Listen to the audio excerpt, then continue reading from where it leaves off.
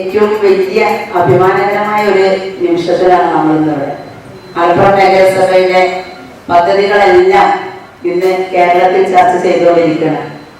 അതിന്റെ ഒരു ഭാഗമാണ് ആദ്യമായി ഇന്ത്യയിൽ തന്നെ ആദ്യമായിട്ടാണ് ഇങ്ങനെ ഒരു പദ്ധതി നടപ്പിലാക്കുന്നത്. നമുക്കറിയാം, മലപ്പുറം നഗരസഭ ചെയ്തുകൊണ്ടിരിക്കുന്ന ഓരോ പ്രവർത്തനങ്ങളും എടുത്തു പറയുകയാണെങ്കിൽ തീരുവില്ല. ഇന്നിവിടെ നമുക്ക് സമയം കഴിയില്ല.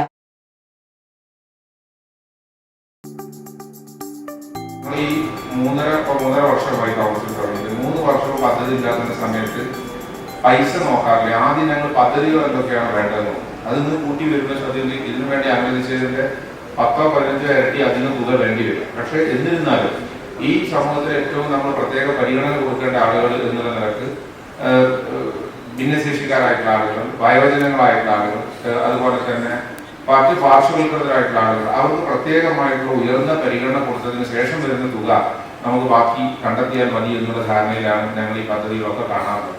ആദ്യമായിട്ടാണ് ഒരു മുനിസിപ്പാലിറ്റി ഹോർലിക്സും ബൂസ്റ്റും ഒക്കെ വയസ്സായവർക്ക് കൊടുത്തത്. എന്നോട് പല നഗരസഭയിലും ചെയർമാൻമാർ ഇത് എങ്ങനെയാണ് ഈ പദ്ധതി നടപ്പിലാക്കിയത് എന്ന് ചോദിക്കാറുണ്ടായിരുന്നു.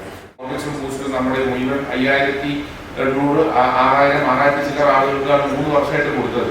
അപേക്ഷിച്ച ഒരാളെയും മാറ്റി നിർത്തിയിട്ടില്ല. 60 വയസ്സ് കഴിഞ്ഞ APLO BPLO വ്യത്യാസമില്ലാതെ ഈ മുനിസിപ്പാലിറ്റിയിലെ മുഴുവൻ ആളുകൾക്കും നമുക്ക് എന്ത് ചെയ്യാൻ പറ്റി? ആ കിറ്റ് കൊടുക്കാൻ പറ്റി. അതിന്റെ Horlicks, boost, oats, cornflakes, ragi എന്ന് തുടങ്ങിയിട്ട് 6 ഇനങ്ങൾ 3 തവണ നമ്മൾ കിറ്റ് കൊടുക്കേണ്ടി അടുത്ത വർഷങ്ങളൊക്കെ ഉണ്ടായി.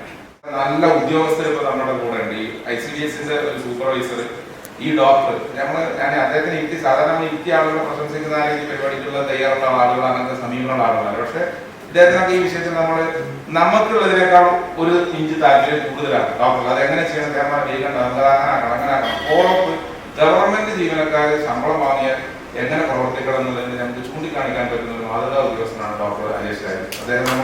അദ്ദേഹത്തിന്റെ ആളുകൾ നമ്മളുടെ പണി പോലെയാണ്. മറ്റേത് ഈ ഡോക്ടറെ ഇനി വരാനാണെങ്കിൽ ഈ ഡോക്ടറെ പറഞ്ഞ് മനസ്സിലാക്കാൻ തന്നെ നമ്മളെ കൊല്ലം മുഴുവൻ കഴിഞ്ഞു പോകും. പദ്ധതിക്ക് നടക്കൂല. ഞാൻ ആ 2 അവസ്ഥക്കും അനുഭവസ്ഥനാണ്. നടക്കാതിരിക്കാൻ ഒരുപാട് കാരണം അത് പറ്റില്ല, നിയമത്തിന് പോക്കുണ്ട്, അതിന് സിദ്ധാന്തമുണ്ട്, സമയം നടക്കില്ല.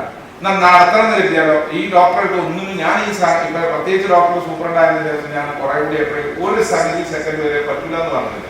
ഞാൻ ഇദ്ദേഹത്തിന് എത്തിയിട്ട് വേറെ ആണെന്നെങ്കിൽ വേറെ ആവശ്യം പറയാനൊന്നുമല്ല.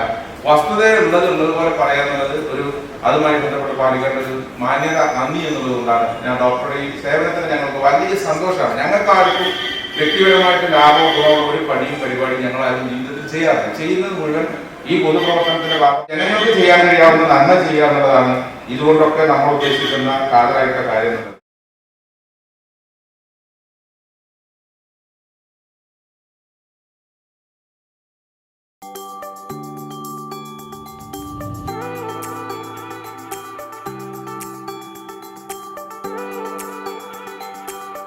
സമൂഹത്തിലെ മുതിർന്ന പൗരന്മാരെല്ലാം ആരോഗ്യത്തോടെ ഈ പുതിയ തലമുറയ്ക്ക് മാർഗനിർദ്ദേശം നൽകുന്നവരായി ഈ സമൂഹത്തിൽ ആരോഗ്യത്തോടെ വേണം എന്നത് ആ പ്രദേശത്തിന്റെ ആവശ്യം.